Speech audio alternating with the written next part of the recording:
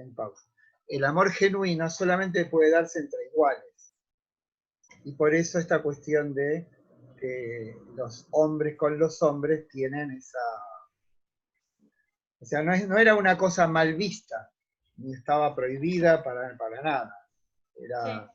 Era digamos, una impronta cultural, decir, el verdadero amor debe ser simétrico, y la simetría implica una cierta homogeneidad, siendo que las mujeres, no quiero decir inferiores, porque en muchos casos ellos no la consideraban así, pero la mujer tenía un papel totalmente relegado a la crianza de los hijos y al cuidado del hogar. Entonces, eso no quiere decir que no hubiese excepciones, ¿no? O sea, si uno lee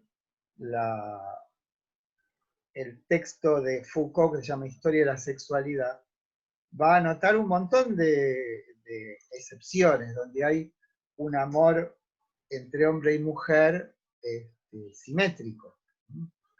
Pero bueno, esa es la idea de esa época, cómo se lo Sí, vivía. sí, se entiende. Bueno, Justamente son escúcheme, vamos a hacer, excepciones, ¿no? ¿cómo, Patricio? Justamente digo, son excepciones, digo, son los menos los que respetaban a las mujeres de la misma manera que a los hombres. Claro. Bueno, eso se ve en la Ilíada, por ejemplo, ¿no? Como las mujeres son objetos directamente. Bueno, voy a hacer una introducción histórica a lo que ya de algún modo lo hemos visto, pero para poder saber qué es lo que pasa en Atenas, por qué aparecen los sofistas y por qué Sócrates y Platón y, digamos, posteriormente Aristóteles se oponen a los sofistas, ¿no? Lo primero que vamos a decir es que, ¿qué época es esa? En particular, si nosotros nos fijamos en la época en que vivió Sócrates, Sócrates nace en el 469 y muere en el 399, o sea, vive 70 años. Y esa época en la que nace son 11 años después de la derrota de los persas. O sea, no sé si vieron, pero yo les mandé el link para la tragedia, ¿no? ¿Sí? La tragedia de los persas del sábado pasado, ¿se acuerdan? No, creo que Yo no nos no vi el mandó, link. profe. No. Ah, No. bueno. Se cumplen 2500 años de la victoria de Salamina. Les pongo un poco, como se dice, en autos. ¿Sí? Uno de los fenómenos, de los hechos históricos que desencadenó la hegemonía de Atenas fue la victoria contra los persas. Los persas, que los griegos llaman medos, y por eso a esas guerras se las llaman guerras médicas, hacen dos invasiones. Una en el 490, que de hecho no fue una invasión, sino más bien una expedición punitiva, digamos. Punitiva, ¿por qué? Porque los persas toman las ciudades griegas del Asia Menor y las ciudades madres ayudan a los jonios que viven en la costa del Asia Menor, que hoy es Turquía. Entonces Darío, el gran rey Darío, manda una expedición para castigar esa defensa que hicieron los griegos, ¿no? Eso ocurrió en el 490 a.C. Y fue una sola y única batalla, que fue la batalla de Maratón. Saben ustedes que, bueno, saben porque yo se los conté ya, pero se los vuelvo a decir.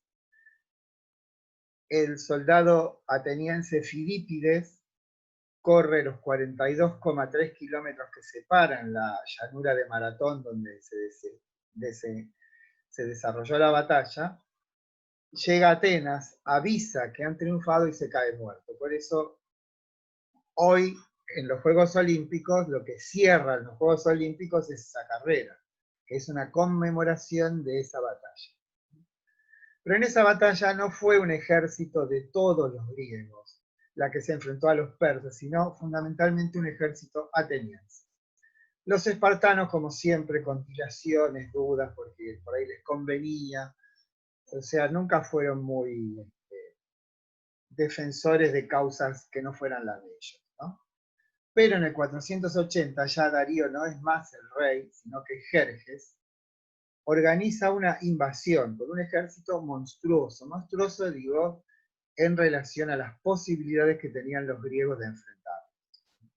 Es en esa invasión donde se desarrolla el famoso episodio de las Termópilas, que en la película esa, que en realidad es un cómic, que se llama 300, habla de esa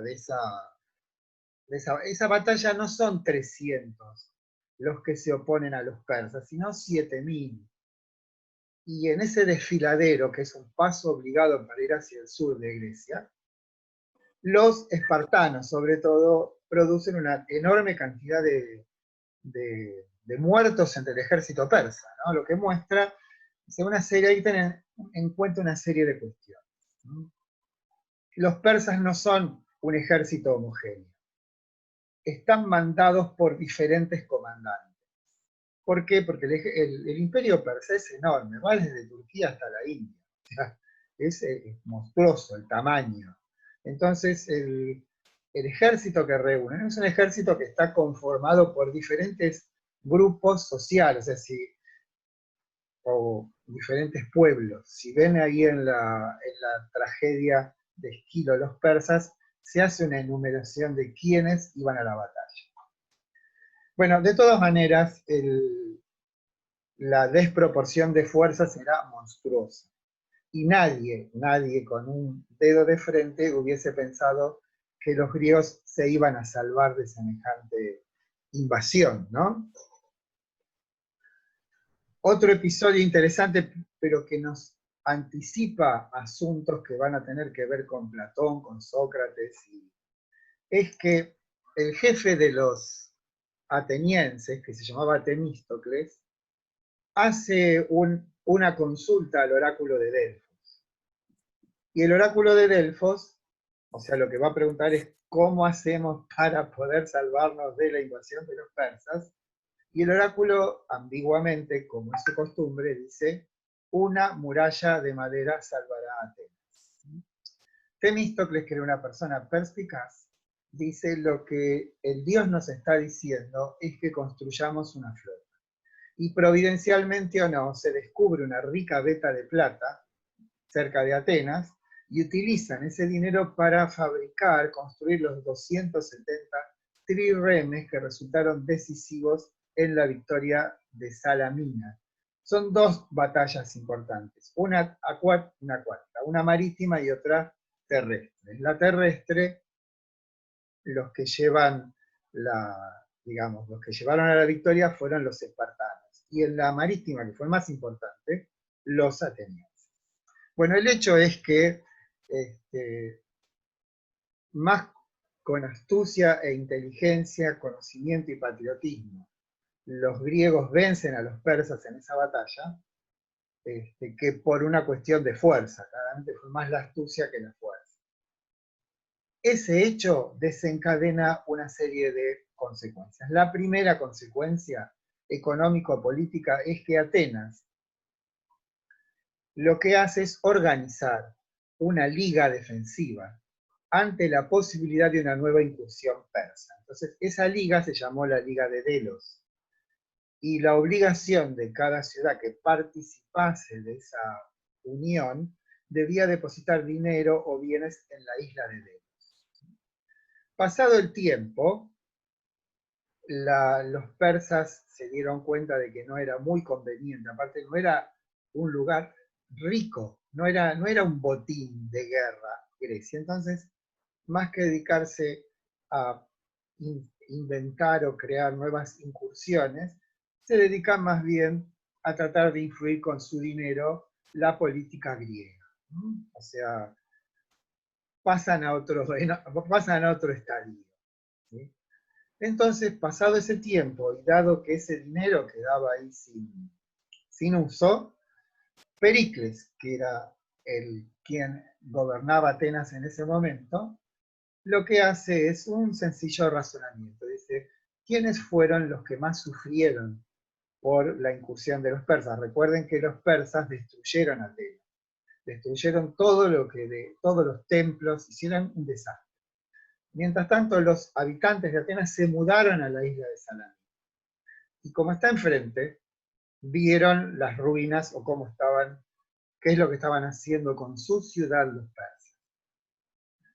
Bien, el hecho es que Pericles dice, dado que fuimos nosotros los más perjudicados y además fuimos nosotros los que en realidad fuimos decisivos en la derrota de los persas, el tesoro de Delos me lo voy a quedar yo.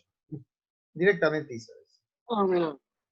Y con ese dinero, Pericles construye el Partenón y todo lo que hoy, cuando uno va de turista a Atenas, se encuentra en la Acrópolis. La Acrópolis simplemente quiere decir el lugar alto de la polis.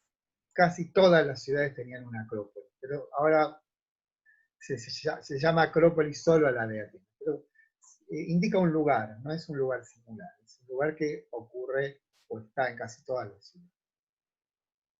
Bueno, esa victoria en el 480 a.C. frente a los persas, voy a encender la estufa, me estoy viendo,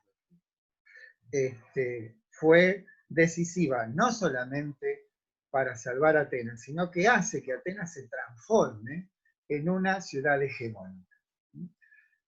No solamente políticamente, sino económicamente. Esto de la hegemonía político-económica de Atenas atrae a muchísimos extranjeros que, viendo la posibilidad de hacer riquezas rápidas en Atenas, se instalan en Atenas y se dedican a la construcción, se dedican a la cerámica, a las fábricas. Podemos decir una pequeña burguesía que se enriquece rápidamente. Ese es un hecho, insisto, dependiente de esa victoria, porque no solamente es una victoria militar, sino que les otorga a los griegos en general, pero a los atenienses en particular, una autoestima, una seguridad, un sentimiento de superioridad, que además va acompañada de transformaciones políticas importantes, porque lo que determina el destino político de Atenas es la institución de la democracia.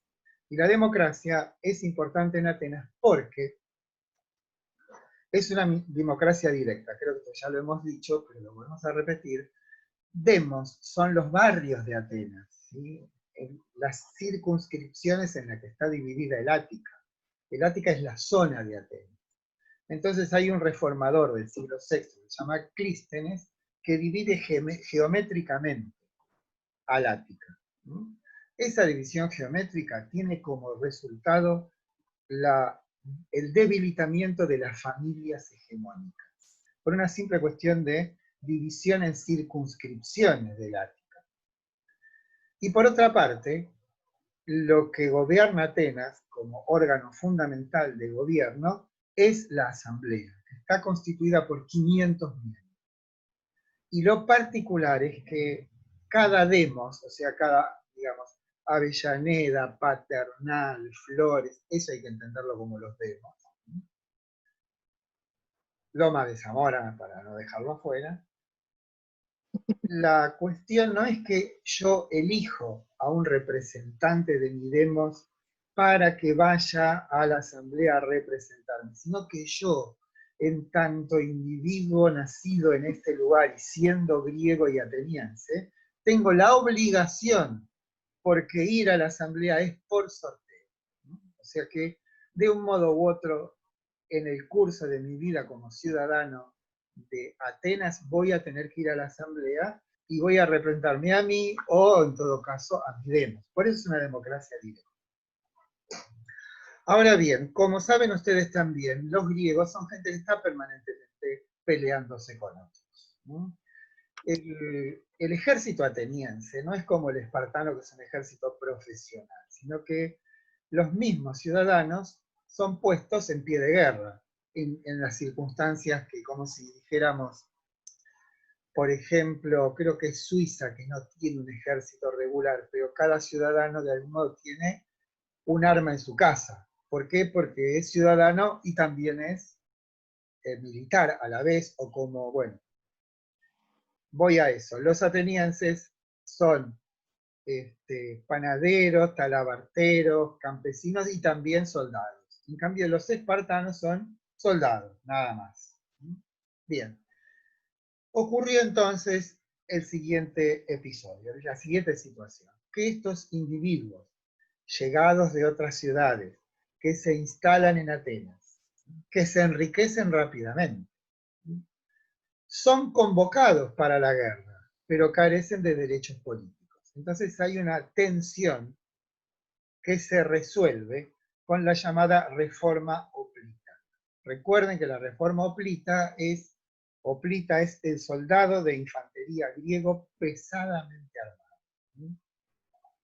Entonces, la resolución de ese conflicto, esto ya lo hemos dicho, pero igual no está de más volverlo a repetir, es que el gobierno ateniense decide, o el Estado ateniense, que aquellos que aún no siendo atenienses de cuna, puedan, además de ser hombres libres, financiarse el equipamiento militar, pasan automáticamente a formar parte de la asamblea. O sea, adquieren derechos políticos estos extranjeros. Ahora bien, en la asamblea, lo que, como también sabemos, lo que resulta ser un factor decisivo en la lucha política es la facultad, la capacidad de la oratoria, que no es simplemente saber hablar o saber argumentar, es estar educado de una manera muy particular, tal como eran educados los atenienses, que desde muy chicos tienen poesía, matemática, música, la danza, o sea, toda hay una formación, digamos, integral del individuo, que además tienen este don de la palabra, ¿sí? O sea, es un pueblo, o por lo menos los que gobiernan, en general, los atenienses de cuna, que gobiernan son gente culta en ese sentido, ¿no? Ahora bien, cuando estos, llamémosle, aunque es un poco despectivo lo que digo, estos nuevos ricos ascienden a posiciones de poder en función de esa reforma, llamada reforma hoplita, ¿sí? Lo que ocurre es que la asimetría con los ciudadanos atenienses de cuna permanece. ¿Por qué? Porque en la asamblea el uso de la palabra es decisivo, ¿no? Recuerden esa división que hicimos ya al principio de nuestras reuniones entre palabra mágico-religiosa y palabra diálogo, que la palabra diálogo es en la medida de lo que dice, no de quién lo dice.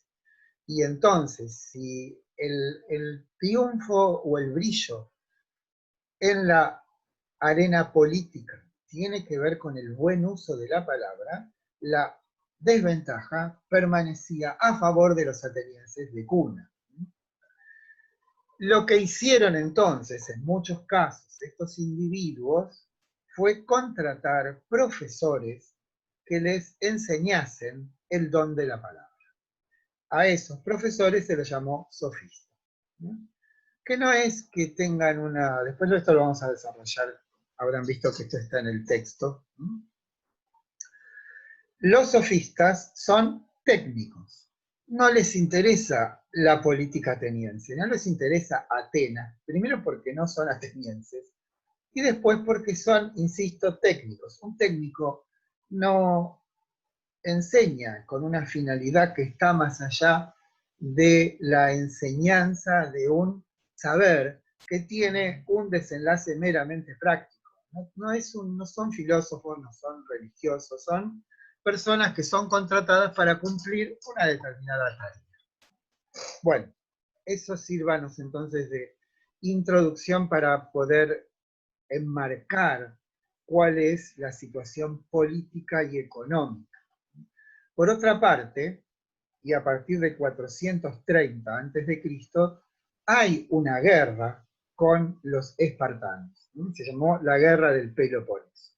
que fue una guerra que tuvo momentos así de intensidad y momentos de calma. Pero llegó un momento, después de que los atenienses, inducidos por este muchacho Alcibíades que aparece en el banquete, hacen una expedición a Siracusa. Siracusa es una ciudad muy importante que está en Sicilia, con la intención de cortarle el aprovisionamiento a los espartanos. Bueno, la expedición fue un desastre y los 20.000 atenienses que formaron parte de esa incursión o murieron todos o fueron esclavizados. Fue como el golpe de gracia a la democracia ateniense. En el 404, bueno, uno de los desenlaces de ese desastre fue que los espartanos se adueñasen de la tierra.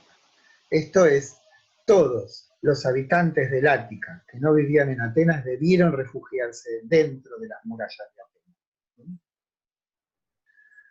Esta aglomeración de gente, esta superpoblación en una ciudad que en general carece de servicios públicos en el sentido de cloacas o agua corriente, lo que desencadenó, obviamente, fue una peste, que mató al 30% de la población, incluyéndolo a Pericles. O sea, desangrada, enferma, desarticulada, Atenas se rinde en el 404 a.C. Los espartanos no se iban a apoderar de Atenas, no les importaba eso. Dejan un gobierno títere, que fue un gobierno tristemente célebre llamado el gobierno de los 30 tiranos, derrumban las murallas de Atenas y queman su flota. Como diciendo, bueno, con esto es suficiente. Ese gobierno títere cruel fue rápidamente destituido a los pocos años y se reinstaura la democracia en Atenas. En el 399, esa democracia es la que condena a Sócrates a muerte. Bueno, o sea que el fenómeno sofístico aparece en un momento de gravísima crisis de la ciudad, ¿no? Lo cual no hace más que producir esos, como efecto de contragolpe, la aparición de individuos que están frontalmente contra la práctica sofística y sus efectos. Uno de ellos es Sócrates.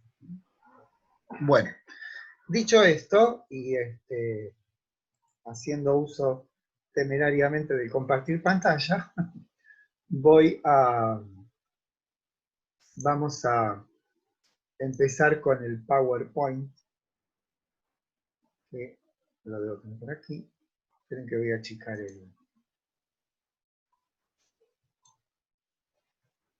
aquí está. Bueno, recuerden que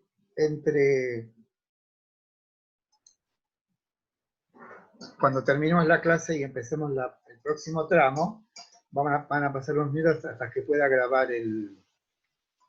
Bueno, ¿me escuchan? ¿Lo ven todo bien? Sí, profe. Sí, profe, ¿puedo apretar la Sí, X se ve abajo? bien. ¿Cómo? Vi que existe una barra de descargas. ¿Puedo apretar la X? Así se va. Aquí. Escúchenme, ¿está claro les resultó claro el horizonte histórico, político, económico, social? Sí, profe. Para mí sí. Bueno, Gracias. bueno, esto es simplemente el índice.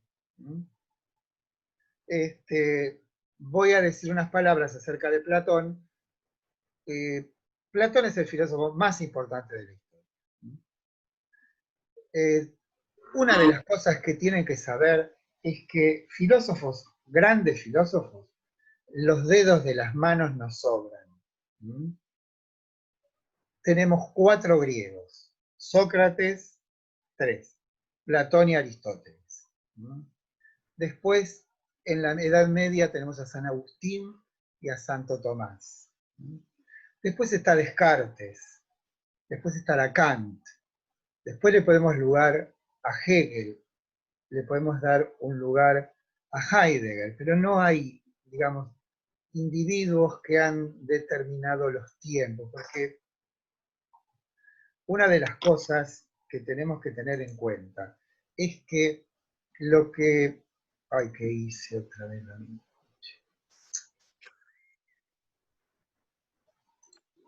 ¿Me ven ahora? No, a ver. Ahora sí. ¿Hola? Sí, Sí, porque toqué donde no tenía que tocar. Porque me quieren vender el Zoom. Lo que quiero decir es que los grandes filósofos de algún modo determinan los tiempos por venir, pero no porque la gente se ponga a leer sus libros, no porque sean profetas, sino porque la filosofía está íntimamente asociada a una época. Es como que la filosofía piensa a una época hasta su, digamos, hasta su fundamento.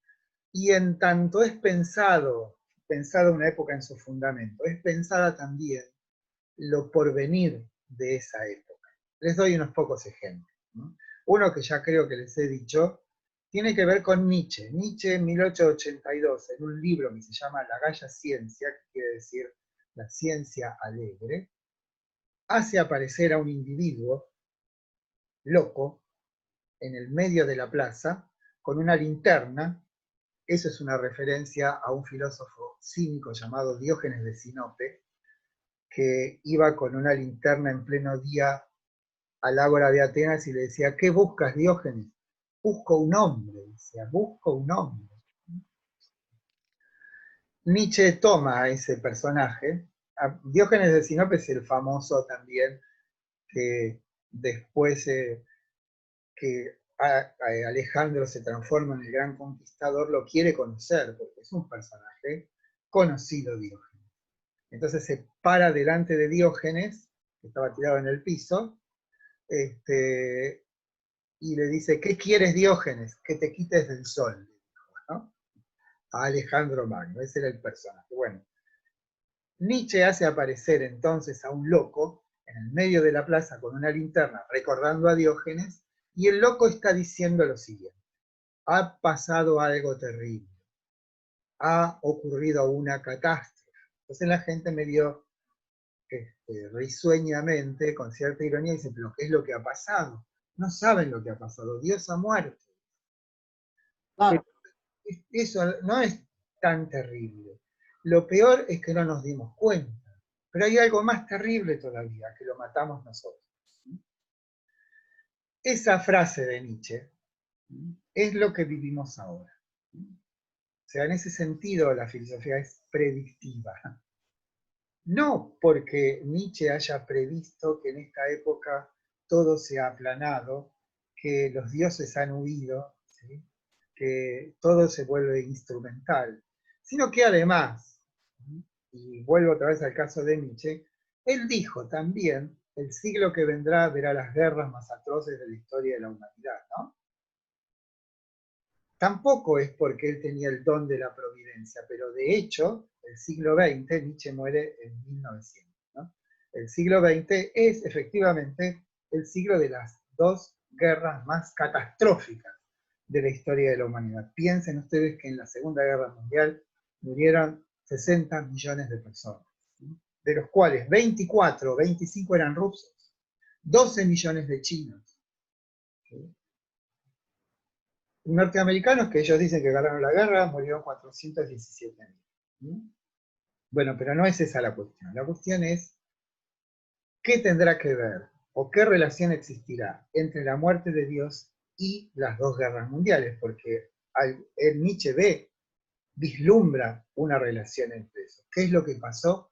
Que durante siglos, de alguna manera, la humanidad occidental se sintió o experimentó a Dios como algo, como una instancia de contención, como una instancia a veces de consuelo. Y cuando esa realidad se hubiese desdibujado o quebrado, pensó Nietzsche, lo primero que vamos a hacer los europeos occidentales es masacrarnos entre nosotros, ¿no? En ese sentido, la filosofía tiene este carácter, que insisto, no es un poder esotérico, no es que Nietzsche invoca a los espíritus y prevé lo que va a venir, no, en absoluto. Simplemente el hecho de haberse hundido profundamente en las entrañas, en los fundamentos de una época, necesariamente hace que de algún modo, no de un modo riguroso, preciso, Nietzsche no dijo, va a haber 2 guerras mundiales, no. Los europeos se van a matar entre ellos. ¿Por qué? Porque de alguna manera han perdido ese control metafísico que era Dios. Con Heidegger pasa lo mismo. Heidegger en 1936, después se los leo, escribe un libro llamado Aportes a la Filosofía, donde está describiendo de un modo casi, no sé cómo decirlo, lo que pasa ahora. En Introducción a la Metafísica de 1935 dice, cuando un fenómeno ocurrido en Francia, otro en Japón, todo sea instantáneo, cuando ya el tiempo sea pura instantaneidad, cuando un campeón de boxeo se vuelva el héroe de una nación, entonces, solo entonces nos preguntemos ¿para qué? ¿Hacia dónde? ¿Por qué? ¿No? Como diciendo, es lo que nos pasa ahora, ¿no? Bien, por eso digo entonces, como introducción a Platón, primero decir que es quizás el más grande de todos.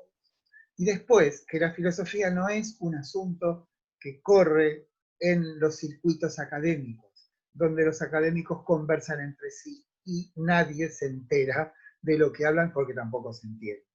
Pero los grandes filósofos implantan de algún modo las épocas, pero no por un influjo directo, no es que ellos o la lectura de los filósofos haga que cambien las épocas, no, las épocas cambian, no por influjo de los filósofos, sino cambian porque cambian, pero los filósofos, los grandes filósofos, de algún modo vislumbran en una época actual lo porvenir.